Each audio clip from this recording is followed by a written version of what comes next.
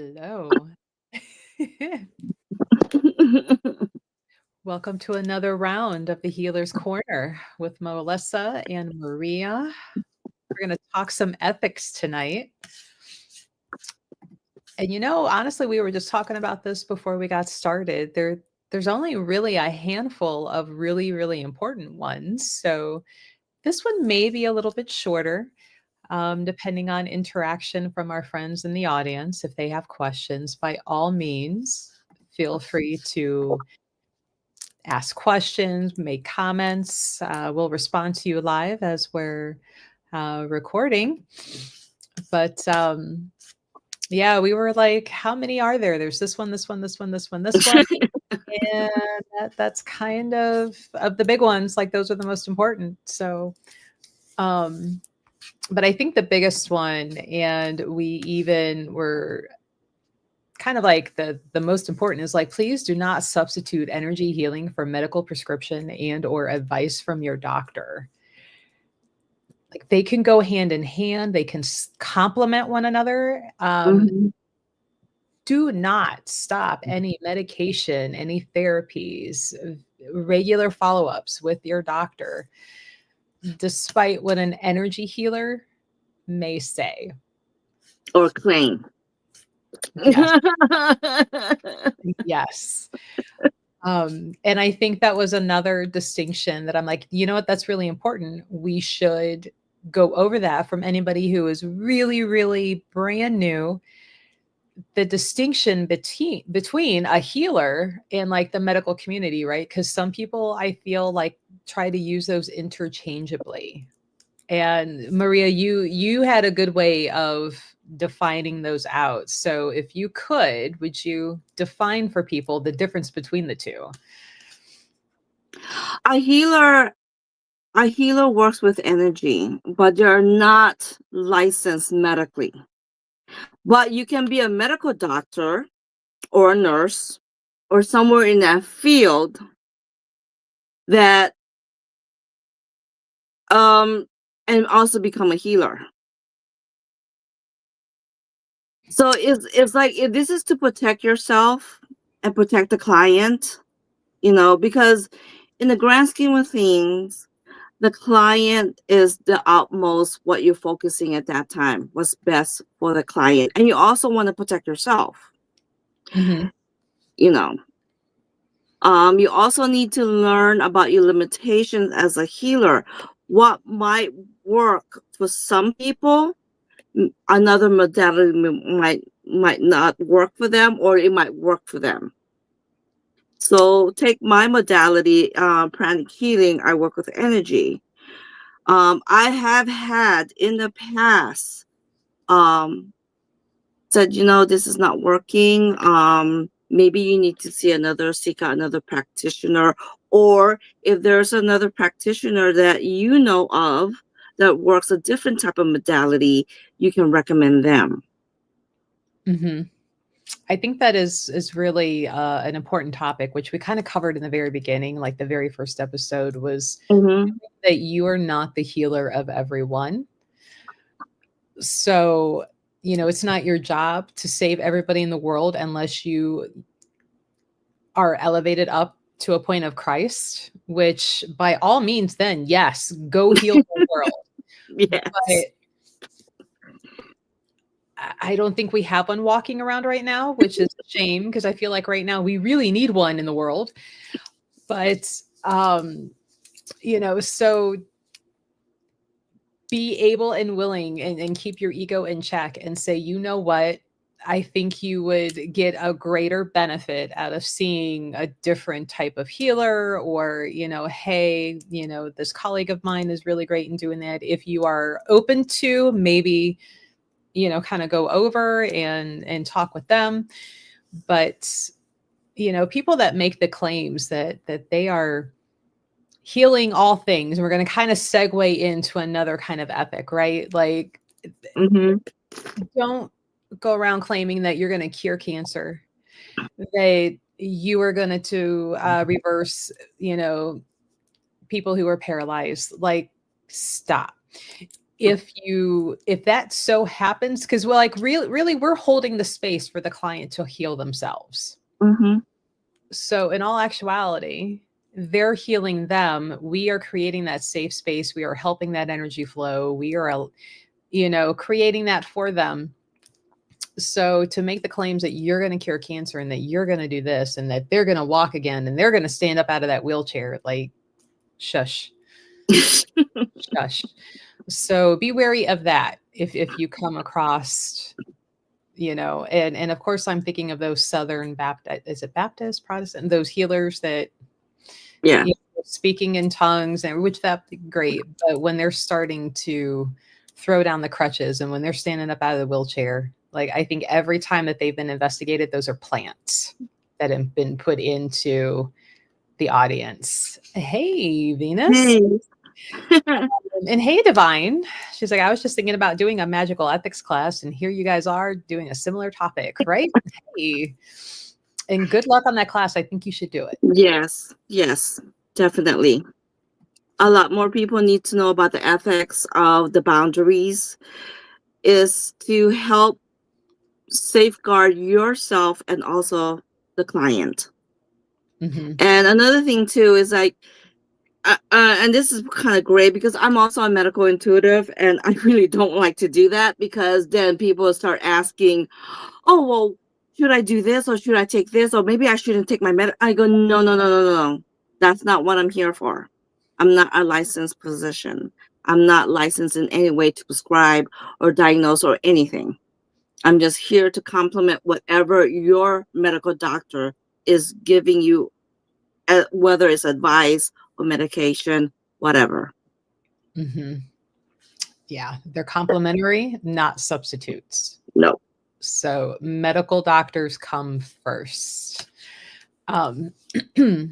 Also, though, Venus was talking about doing an ethics class on love magic. And I'm like, oh, yeah, that definitely needs to happen at some point, I believe. And let's go over the distinctions of free will, what you can, what you can't, what might come back and bite you in the butt later. So, okay, we talked about knowing when to check your ego and when to allow another practitioner healer to step in and assume the role when you're just not vibing. We touched on grandiose claims of healing those who are paralyzed, those who are blind, those who have cancer. We talked about what obviously, like our banner says, we work in tandem and we complement medical advice, do not substitute the other. What other ones did we have, Maria? And guys, please feel free, ask questions, make comments, let us know your experiences. We'd love to interact and share with you guys. I mean, sometimes I have clients who have asked, can you suggest something? Again, that might be another gray area to get into. As far as I mean, I work with essential oils. I do essential oils, but I will not outright say, okay, you need to take lavender, or you need to take this, or you need to take this. If they're saying, well, maybe I'm thinking about taking lavender and trying that out, I said, okay, try it out, find out if it works for you. That's different. Mm-hmm. Because they've been thinking about it. You have not outright said you need to take, lavender oil. Yes. And even that with the essential oils, those I feel like should come with the little addendum. Like before you start ingesting and really using those, you really need to do your research on oils, because you can actually make yourself sick. You can poison yourself with them if misused in overuse. For instance, like lavender, you mentioned, everybody likes lavender. It's soothing, it's calming. Well, if you are pregnant, you need to be very careful using lavender because it's such a relaxant. You can miscarry. But do they put that on those little bottles? No. Do the MLM, oil representatives tell you that? No, because they don't even know. So it's really do your due diligence on certain things, herbs and oils and even teas at times, right? Because those are made with things. So be careful, discuss with your doctor, find a certified aromatherapist who's actually trained in that before you go too willy-nilly on some of these. I mean, you can burn your skin with some of them even. Yeah, and it can interact with your medication that you've been prescribed by your medical doctor. Yes. So, for example, I know a lot of people know like you're not supposed to have grapefruit if you're on certain mood medications. And well, that applies for the essential oil of those, grapefruit, orange, lemon, certain ones like that. Like that also means the essential oil. So, do your due diligence, do your research. But we are not going to tell you to put, lemon in your water, X amount of drops 3 times a day. Like that is not our place to do that. We don't know what your doctor has told you. Is really not our business. We're not going to sit there and be like, what did your doctor say on this date? And what did they prescribe? And what was your blood pressure? And what was your height and weight and your BMI? Like, that's not why you're coming to us anyway. So, the things that you're going to adjust and do with your body, that needs to run through a medical professional. Now, another thing that we were kind of thinking about and be like, oh, this one's important, was who you can and can't ask energy work and healing on. Right? There can be a fine line. Parents asking for their children, absolutely. Have I asked Maria to help with, my son and some issues he has had? Absolutely. Is it my place to ask Maria to help my neighbor who maybe is going through some medical condition who I only know in passing? No, it is not. Nor, and as you and I both experienced, if there is a client, a patient who is in the process of checking out of this world, if they're energetically saying no and don't, you don't get to overwrite that. No. So, Divine says, during a class at a local pagan festival, as we were talking about energy healing and how it works, a lady said, oh, this is great. I can stop taking my medications. I stopped the class with no, absolutely no. And I'm glad. Yes. No, don't, full stop. And I get it, right? People are hopeful. They're looking for that thing to fix, especially if it's been a long road to either recovery or, something like an autoimmune that there are no cures for. Like they're hoping for that miracle, but medical science hasn't gotten there yet. Unfortunately, because otherwise I'd be like, woo, after.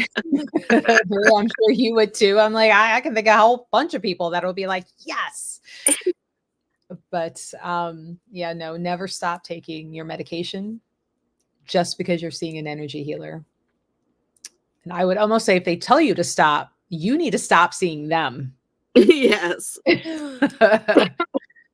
Yes. The cessation action needs to stop in that reverse order. Needs to happen completely differently. But thanks for pointing that out, Divine, and sharing that. I'm glad you did stop that class. Yeah.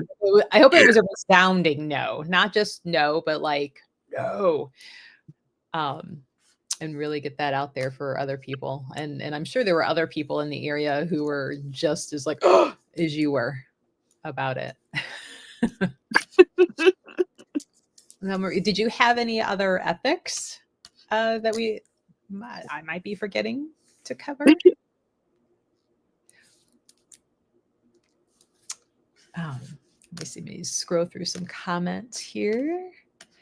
Now, so a parent can ask for a child, right? Would you say a child could ask for a parent? No, no. What if the parent would be open but are unable to come? Like maybe, you know, parent lives in another state, is going through something, likes to get energy healing, but because they're out of state, they can't see you. What would you suggest then? As long as the parent is willing, Mhm. and it's a little bit different with a child asking for a parent. I have to hear it from the parent. So either I have the parent call me, Mhm. or the child can do a conference call. Okay. I have to hear it from the parent, because again, that's like a gray area that you don't really want to go there.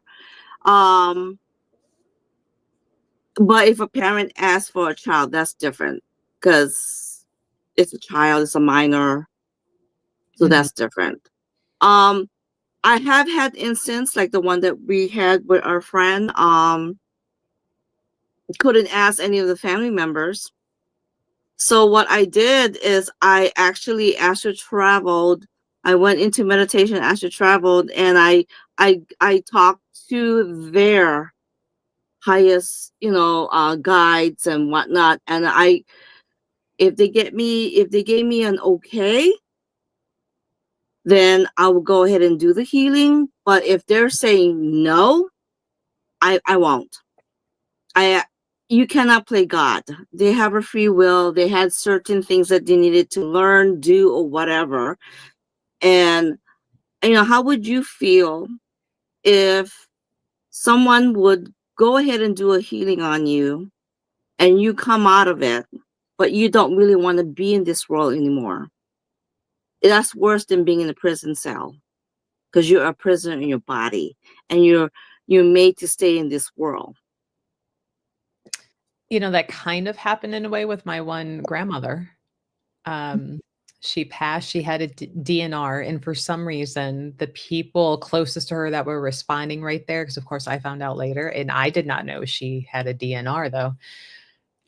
Somehow that DNR was either overlooked or not known about until after she was brought back. And let me tell you, grandma was pissed. She was so mad. And I'm like, you know what? I would be too. Yeah. Me too.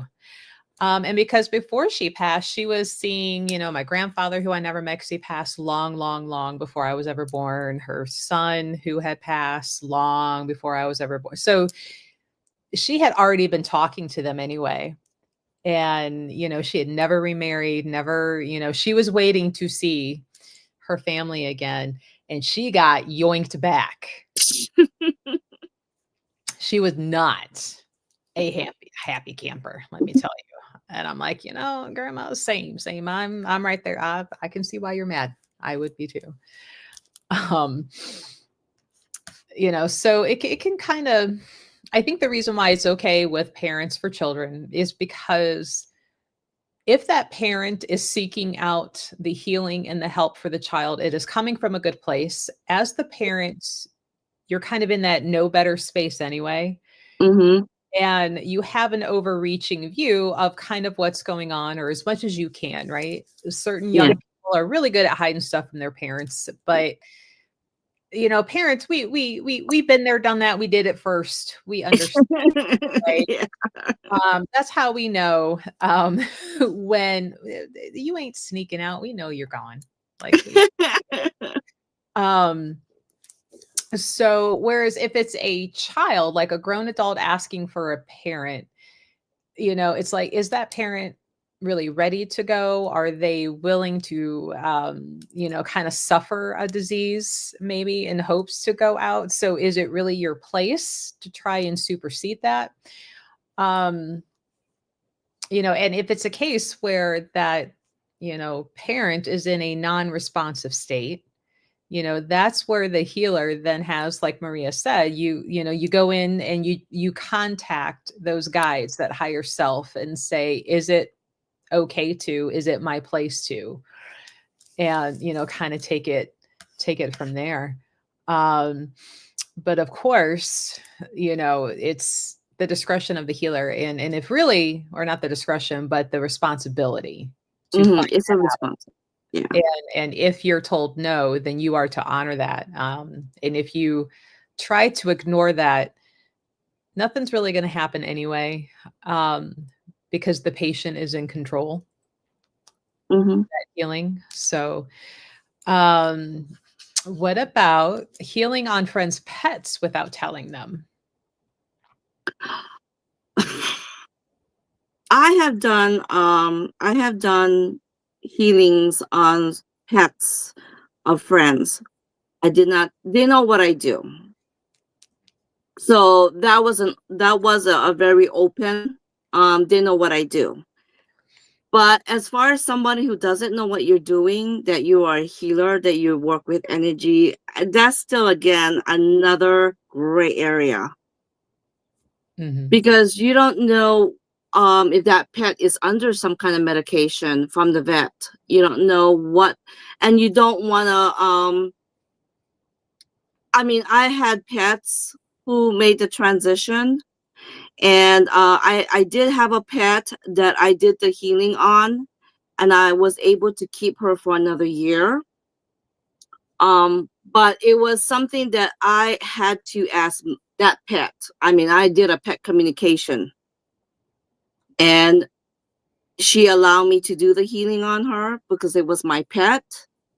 But that's another gray area that you do not want to walk into, because you don't know if that pet is ready to transition also. Mm.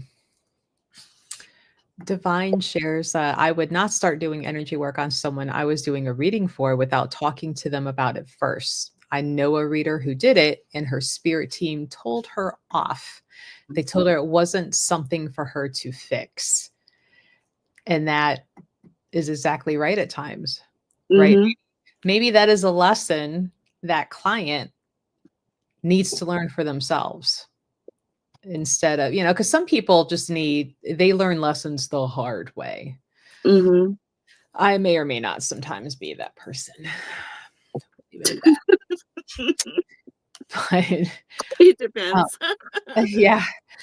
Although I would say maybe when it comes for the friend's pet, if that friend's pet is in a situation and for some reason the friend is just oblivious or isn't paying attention to or isn't like acknowledging, right? Because there are some people who pets are just pets, they're not part of the family. Mm-hmm. They're like, oh, okay. But I would like to think that that's at times where you do more than just have a healer step in, like maybe a phone call needs to be made to local authorities. And maybe by that point, that's not even your friend, right? Because who would be friends with that type of person? So here we Yeah. go. Answer that question anyway. Kind of similar, like if you are an energy healer and, maybe you're volunteering at a shelter and you've got rooms full of animals. You know, I know one tactic we learned in for practical Reiki is kind of sending Reiki to a situation or to a room, a place. And so you can, put healing energy in that space that the animals are in. So they're in Mm-hmm. there and they can pull that in if they so choose to and need to. You can also put healing energy into the adoption process, Mm-hmm.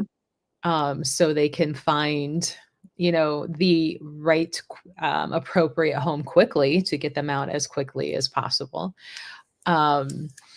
So that's always something. I have recently with my boyfriend, we go Mondays up to one of the local shelters where he adopted his own little black cat, and I have found that every one of the little animals that I end up going, if I didn't have Sithy, I would bring you home. They're always gone by the next week. And now I'm like, oh, I got to do this to all of them. Um, pet, love, love, I would take you home. So hopefully none of them are there next week. Um, but that's one thing, kind of like a shelter. So maybe not necessarily that particular animal, but you could do the whole room. Mm-hmm. So that even helps the people who are having to surrender for whatever reason. Yeah. And I have done that too when I have gone into a shelter. I have gone there and I just projected all this love energy in there. It's just in general. I just projected it. So that is something that and whatever is going to come out of that, whether a pet is going to get adopted, you're going to find the right owner, or even just to keep the stress level down, because in a shelter it is very stressful because of all these animals. They don't know why they're there, they don't know what happened, and just to calm down the whole energy. So that's a different scenario than actually doing healing on someone else's pet without them knowing what you do, Mhm. or not even, understanding the energy part of it. Yeah. Um, all right, guys. If you have any other questions, feel free to ask. Um, or we're going to end up rambling, or it'll be a shorter episode because we really wanted to cover the whole like, don't play God, don't make stupid claims, don't stop your medication Um, and I'm like, those are like the real big important ones. Don't go around Yes. trying to heal everyone without their permission. Uh, Yes. with the little, bullet point of parent to child.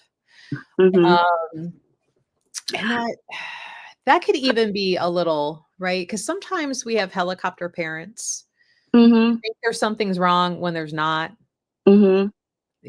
and if the I would like to think if the healer is really paying attention to the situation and the energy of what's being asked and how you're going to pick up on like, no, that kid really isn't being a menace. The mom just wants, XYZ, and the young person is achieving, you know, LMNOP, and that's perfect for the kid, but because it's not exactly, there's nothing to heal, there's nothing to fix Mm-hmm. other than maybe the perception of the parent.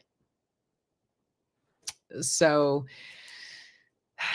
Usually when I have had clients that have said that to me about their son, daughter, or whatever, I said, well, why don't we not focus on them? Why don't we do a healing on you?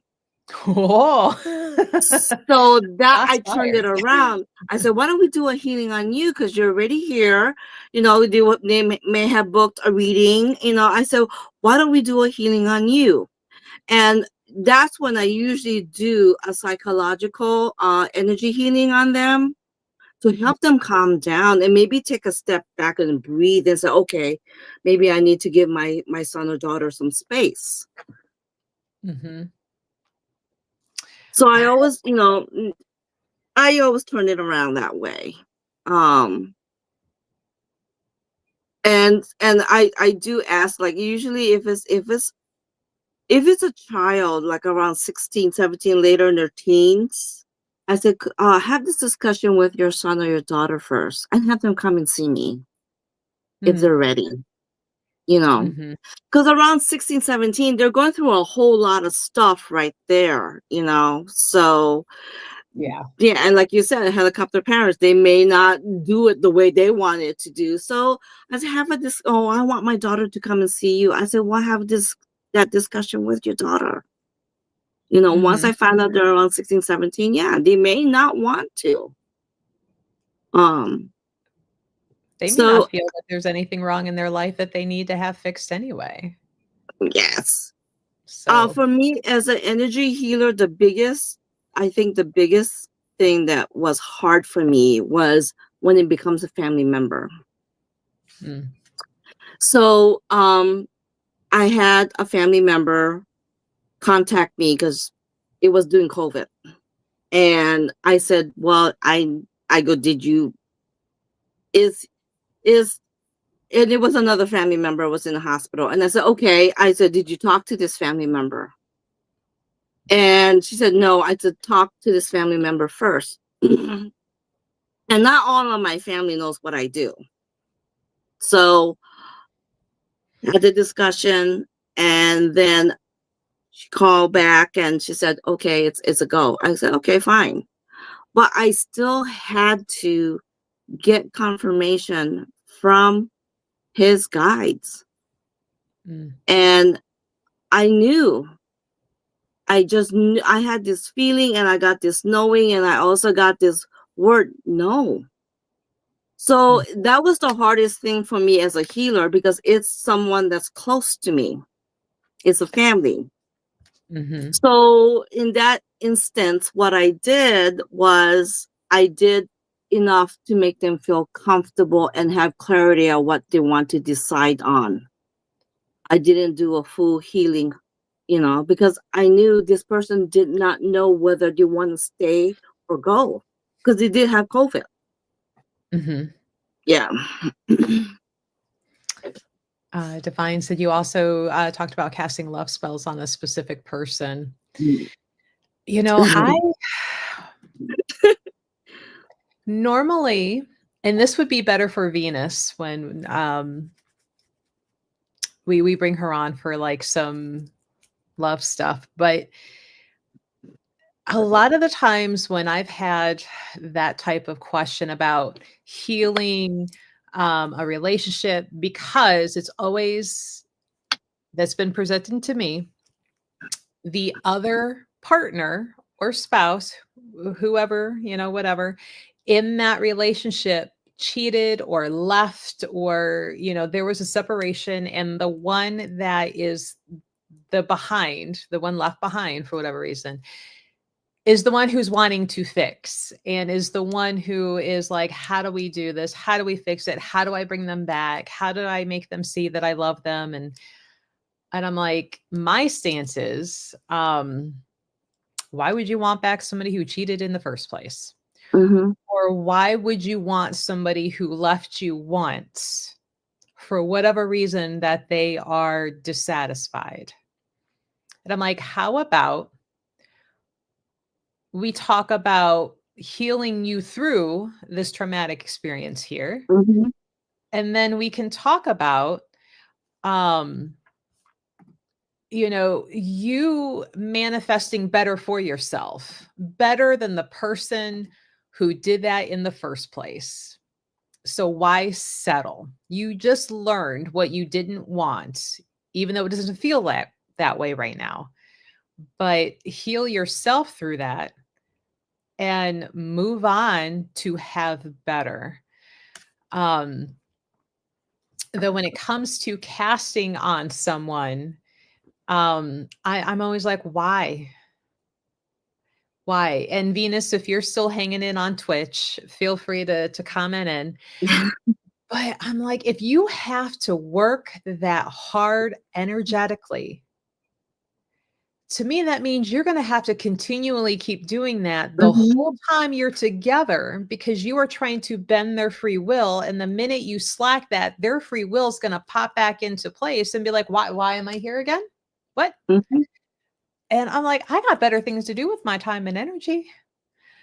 No. So, if Venus, if you're still on, feel free to chime in. That is my personal stance and opinion. I would take it more as, let's work on you. Like, what do you feel you need help on to attract Mm-hmm. that person or somebody like them, if not better? So, right. But I want him. Yeah, you think you do. It's because Yes. it's the devil you know. Yeah. It's a comfort zone. So why don't we do a healing on you? So I always turn that around. I've had that in the past also, where people would, or what, he's doing this, he's doing this, he's doing this, and I said, okay, what are you doing? Mhm. What are you doing for yourself?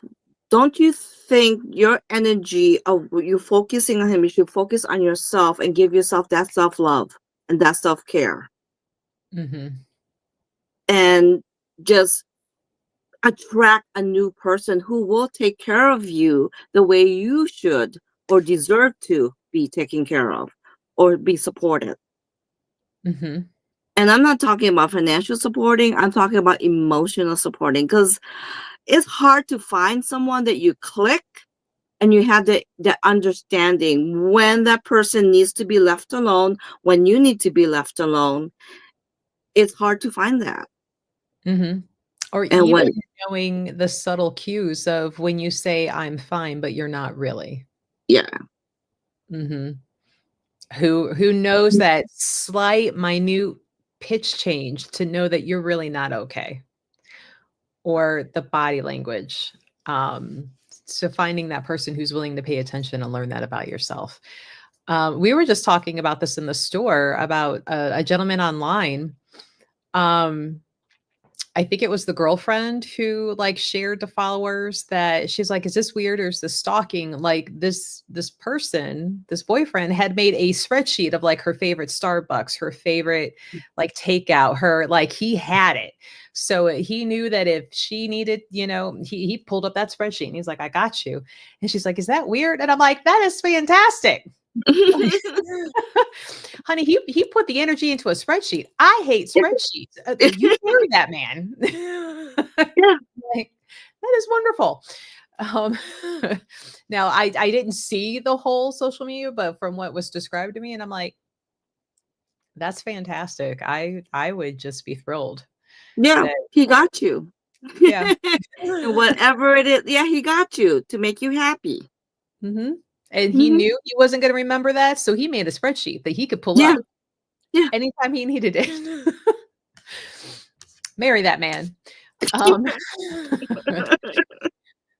but let me see if we're missing any comments. We have officially started releasing these into a podcast. So the first couple are up under the same name, The Healer's Corner. Apple, Spotify, like all of the things. So if you miss us, and or you can only really listen because maybe you're sneaking an earbud at work on the slide with your hair down and you're covering it, or a hat, like we are there as a podcast. Now they're going to be edited down. They're not as long and as fun as what we do here live with you guys. And that is me sitting there taking all of that out, but it is up there. So please subscribe, like, follow, let friends know. Anybody who would be interested in these conversations, join us, have some questions, or follow us on the podcast. That would be wonderful. And I think we were kind of talking about maybe going into talking about teas next week. So right before we went live, I was reading this like page and a half, like bullet pointed spreadsheet that Maria is like, teas do this, this, this, this, tea does this. And I'm like, I love that you have it broken down so well for our talking points. I love it. Love it, love it. I'm like, I'm going to add some coffee stuff in there. So healing energy of coffees, teas, how to work with them. It may even throw in some spell working on how to work with those, because you can throw them in spells as well. I mean, some of us broke people, you may not have some peppermint for a candle spell, but you got peppermint tea, like rip that bag open. You've got peppermint. You just didn't realize you had it.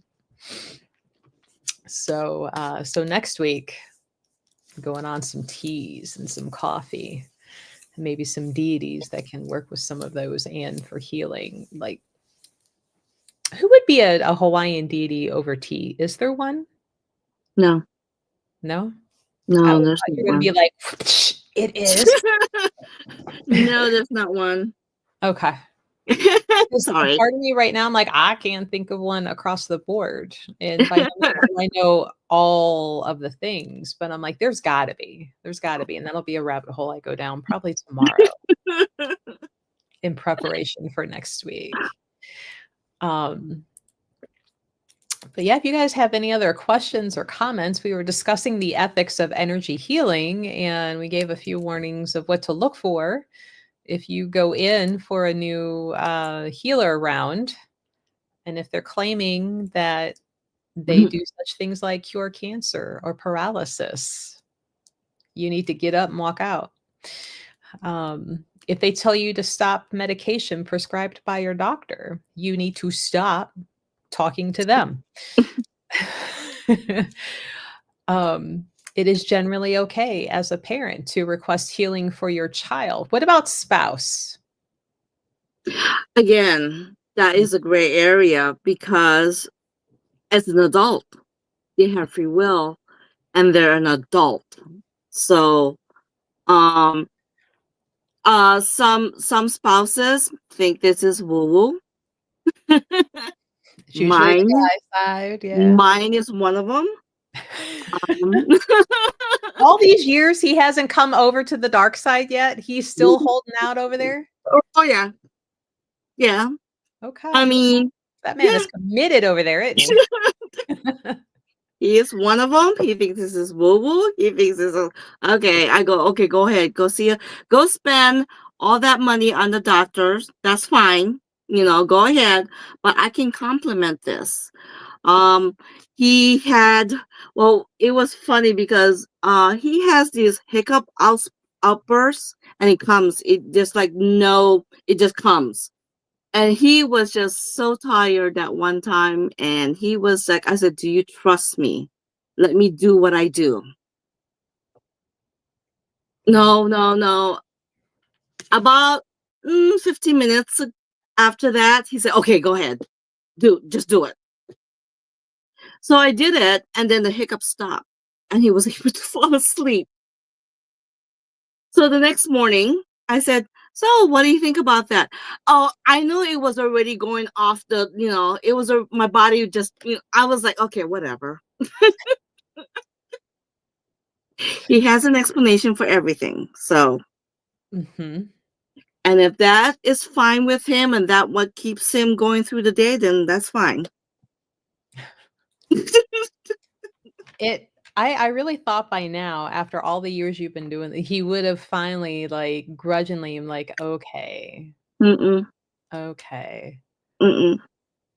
My daughter actually was the one who also finds this very much like woo woo. And she go, okay. And she went for 6 months going buying all over the counter. And she had a cold that just would not leave her. And she said, Mom, and I said, okay, let me do what I do. And she was living in her own apartment at that time. So I go, let me do what. And she go, what do you need me to do? And I said, I need you to just tell me when you go to bed. So if you're gonna go to bed or maybe getting ready, as long as I know that you're not gonna be out driving, because Right. energy hits people differently. She said, okay, fine. So she told me, and I did a series of 3 healings for her, 3 nights, distant healings, and she was fine. But to this day, if she still gets sick, she will go to the doctor, buy over the counter stuff. She exhausts all of that first Of course. before she calls mom. Those two. My son actually, he's like, okay, just go do mom. I don't wanna, can I just lie down? Can you do what you do? I'm lying down. I go, okay, fine. So he's okay with it. But the other, no, it's woo woo. It's funny though but she'll grudgingly though at least let you when all the over counter stuff isn't Yeah, working. yeah. Yeah. You know, it's funny when my son was younger, he was more into it, like actively seeking to be a part of. And as he got older, probably about 15 on is when he kind of started, coming away. Um, but there were times where like he would like in the car on the way to a taekwondo tournament and you can just feel him like the nerves and everything. Like it felt like the whole car was shaking. And I kind of knew before leaving that he was going to be nervous. So I had stuck my little Kintu Mesa like in my hoodie pocket because it would fit. And so I would just casually like, oh, that's just it's cramping the seatbelt. So, it was my excuse to pull it out and just kind of put it like in that cup holder area of the car. And I'd see him look down and he'd be rocking a little bit. He's like, can I hold that? Yeah, you can. He's like, "Okay." And he'd, like, put it up by his stomach and, like, I'm like, "Funny, mom's woo-woo works when you need it, huh?" Um, so it's he crosses back and forth over that line at times. Um, but unfortunately, he doesn't actively. He's like Reiki 1 or 2, like certified himself, and I'm like, so you practicing your Reiki? He's like, no, I think I forgot it. I'm like, oh, okay, okay. Well, just know you've got it, and you can use it as you need. It's all right. Um, but I need some of that Schedule 1 energy, right? So yeah, spouses also the ethics there. They are an adult, and they have free will, so they need to know that Yeah. you have seek and talk to a healer, and would they be willing to go through a session, and that's it. And It's if it's just the ethics. and if it's an unfortunate case, maybe where they're unable to physically speak and ask, that's where the healer would then ask the guides, the higher self, if it's Mm-hmm. appropriate. Yeah. Um, I would say that the harder part is if you get a no after asking that, of having to tell the spouse asking, like they've said Mm-hmm. no.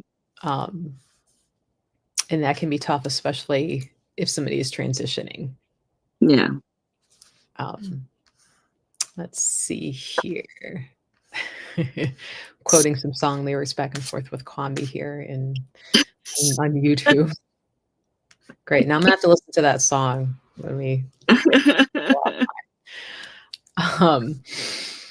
let's see. These have been good questions that you guys have asked, all about the ethics of healing. That was the other important part, that energy healers are not doctors or medical doctors, but medical doctors can be energy healers. So Mm-hmm. if you have any question about that with your energy healer, by all right, and by all means, ask if they are an MD of a medical profession, be it psychological, physiological, before, Mm-hmm. especially if they're like, well, you need to stop taking that. Why? Who said? Where's your MD on the wall? Show me your credentials. And keep an eye out for outrageous claims if you are seeking an energy. Mm-hmm. But yeah, that was Yeah. tonight. If you're a client, you are always in complete control, and you can, they're there. You can ask them all the questions that you need to ask. Use your God-given gift of discernment. Mm-hmm. We all have this. We were born with it. Question, question, question. And as a healer, this was pounding in my head. With great knowledge, there's great responsibility. And it was my teacher, master. He kept on saying that with great knowledge, there's great responsibility. And along with that, he said, also bring in the love, because you got to feel where your client is coming from. They might be in a desperate that they're looking for the magic wand, the magic pill. They might be that desperate, but you have to, have a conversation with them, and they need to understand you're there as a energy. You're not as a medical profession person. You cannot diagnose. You cannot prescribe. All right, guys. Well, if we don't have any other questions or comments, we will sign off for tonight. Though next week we are going to be talking about the healing energy and the yummy taste of teas and some coffee. Mm-hmm. You're the tea drinker, right? Mm-hmm. I'm the Yes. coffee drinker. Well, I do coffee also. Okay. But only 1 cup. That's it. I can't handle it. Sacrilege right there. Like, why are you just teasing yourself with one teeny tiny little cup? So and because I know my body enough that once I get more, I know my body enough that if I go more than that, I'm starting to, yeah. I It wish hits I me. had that. I'm like, I haven't decided on if I have some sort of genetic, you know, predetermined where my body just processes it really quick, or I'm like, or I have had such a tolerance, but I've never been able to drink so much coffee that I'm jittery, that I'm you know so I'm like, I wish I knew if I had a hard like 3 cups and I get so much stuff done. No, if it's anything, it becomes after so many cups. Now it's just acid in my stomach, and now I'm starting to feel queasy, but I'm still exhausted and tired. So, like my body and I are complete strangers right now. Yeah, yeah. And as I get older, I'm like, who are you? We used to be able to do this so much better. What is this right here going on? Um, so next week, coffee, tea, the healing energy, the healing with it, and maybe even a little bit of spell talk with some of that, because I like doing that. Um, so join us next Tuesday, 7 o'clock Eastern Standard Time, on all the social medias, and we're gonna go over coffee and tea for you. Mhm. Well, thanks for joining us, guys. Thank you. We'll see you next week. Bye bye. See ya. Bye.